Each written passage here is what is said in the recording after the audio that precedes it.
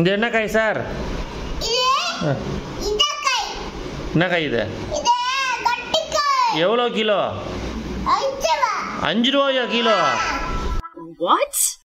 சரி அவனை எடுத்துக்கிட்டுமா? சரி காசு?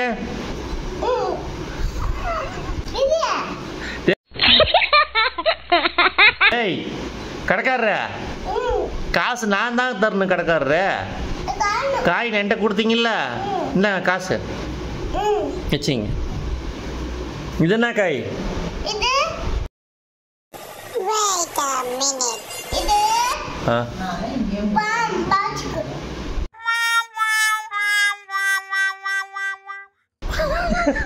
உமாச்சி பழம் தெரியுது. என்ன காய் இது?